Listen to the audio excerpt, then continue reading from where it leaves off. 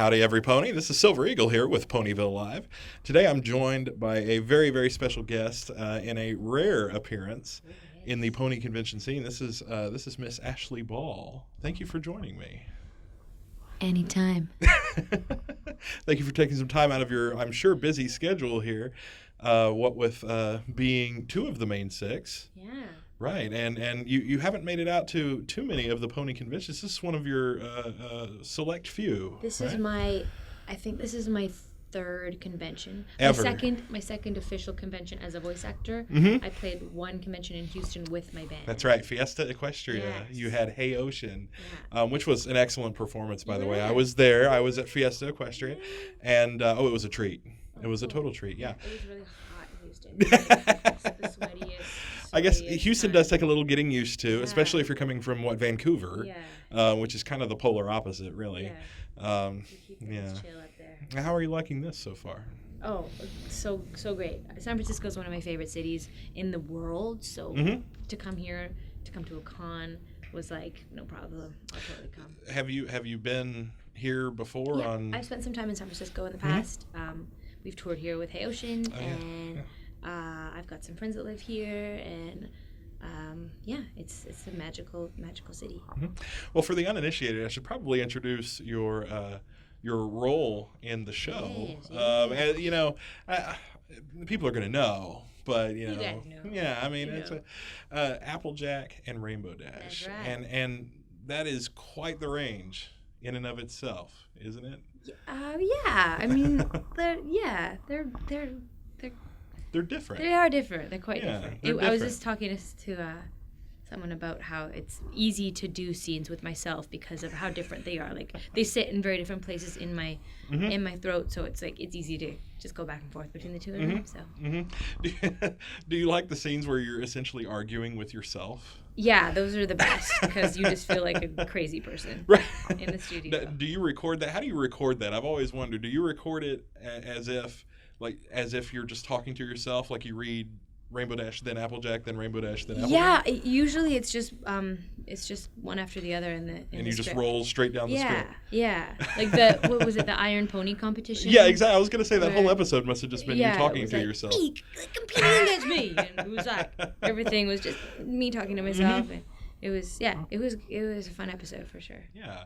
Now you've also been involved in a documentary. Yes. Can you tell us a little bit about that? Yeah, I can. My friend Brent Hodge met me for a drink about 2 years ago. And it was after I got an invitation to the very first convention, the first convention that I knew of in New York City, BronyCon, and my agent was really skeptical about it, and she was like, "I got this invitation. I don't know if you want to go," and I was like, "Oh, I don't know about it. I'm going to be busy at Christmas anyway. I was going to go to Mexico." So I sat down for a drink with my friend Brent, who is a documentary filmmaker. He's done some music docs of different bands in Vancouver. And yeah, he was like, "I'm sorry, what did you get invited to?" And I was like, "Oh, it's this Brony convention. It's in it's in New York. It's just like, it's crazy. They're popping up all over the place." And he was like, no, you have to go, and I'm coming with you. I need to film it. So basically he filmed me going to this convention, and then he basically got a bunch of, he went on a brony tour himself, just going to all these different cities and interviewing bronies that were at this con, and just what their stories were. And then it's sort of just the first time to a convention through my eyes. So it's a lot Kind of of me. a fresh experience. Yeah, right? yeah, and he did an amazing job on it. Like I'm someone that's a little bit timid in front of the camera. I just, I don't like it that much. It makes me a little bit uncomfortable. But But I mean, behind the microphone is where I feel more comfortable. It's where you're home. Yeah, sure. I'm home.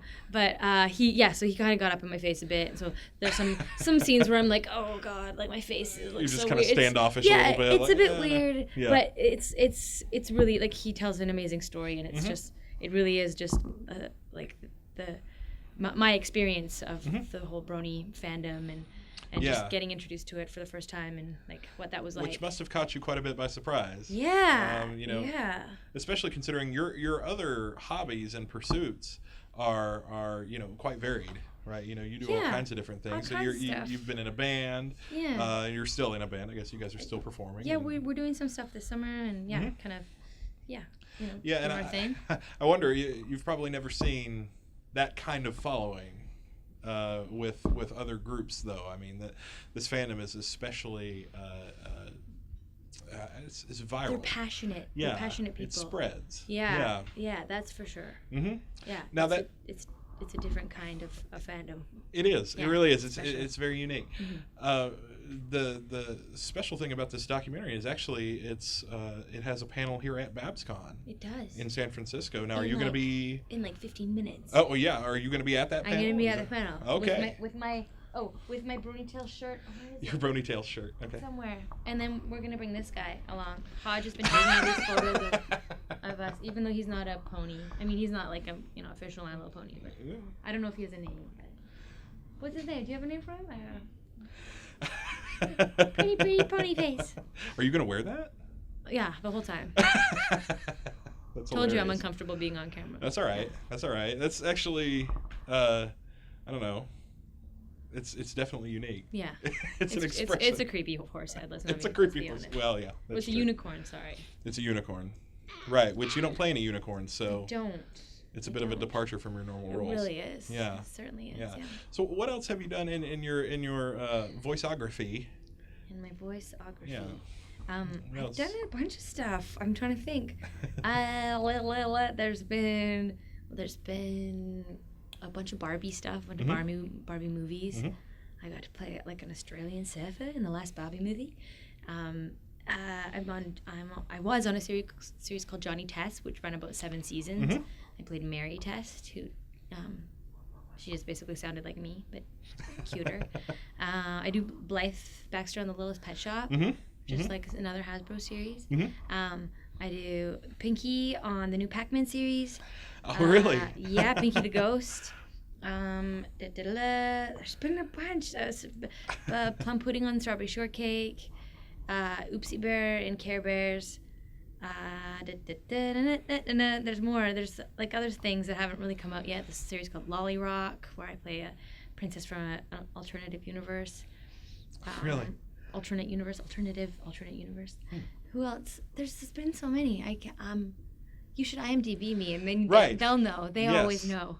Yes. Well, I was really interested in seeing kind of what you consider your highlights. Yeah. Of your history. Oh man. Well, nowadays, do you consider your pony work? Yeah. Oh, totally. The pony episodes are always so amazing. It's exciting. Like every week, getting the new script and like seeing what's gonna happen in this crazy world.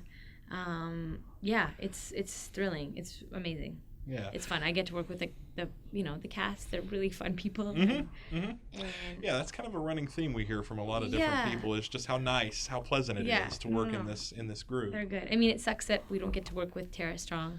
Right. She does everything in LA, but right. She's there in spirit, you know. And Ponies is definitely it's a huge highlight. Like what kind of animated series gets this kind of attention? Like what? People, a good one. Yeah, you betcha. A really good one. So yeah, it's been great. It's been really great. Have you, since you've been here at the convention, have you had any special memories so far of the convention? Have you had anybody come up and tell you a story about how maybe you've made an impact on their life? Oh yeah, I had these 2 little girls come up to me, who were there with their moms, and it was like a little girl and her cousin, I think, and she was like, my best friend.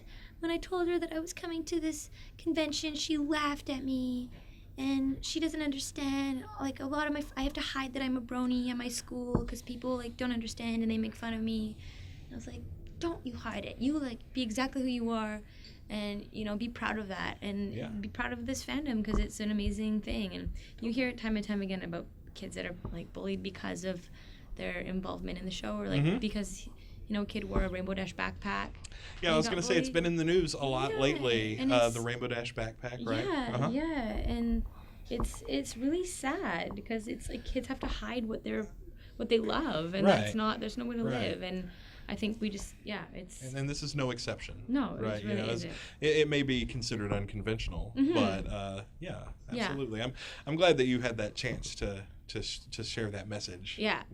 Help empower people, right? Yeah. Say be yourself, right? For sure. Because that's what you do, right? I mean, you just go out and you play in your band, you do all your it's hobbies, tough. you pursue It everything, is. you're just who It's you are. tough to pour your heart out on stage, or in whatever you do, whatever you choose to do in life. It's always a struggle. Yeah. And as long as you're passionate and you just just keep your head up, do what you love, and be proud of it, then nothing can touch you. Absolutely, so, absolutely.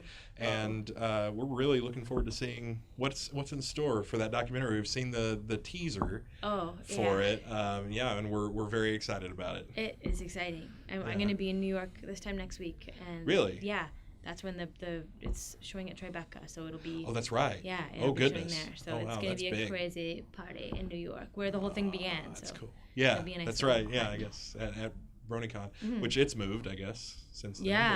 It's become bigger and crazier. It's huge. Yeah. Absolutely. Maybe I'll go back one day. Yeah, definitely. Well, thank you very much, Ashleigh, for taking some time to talk with us. Yeah.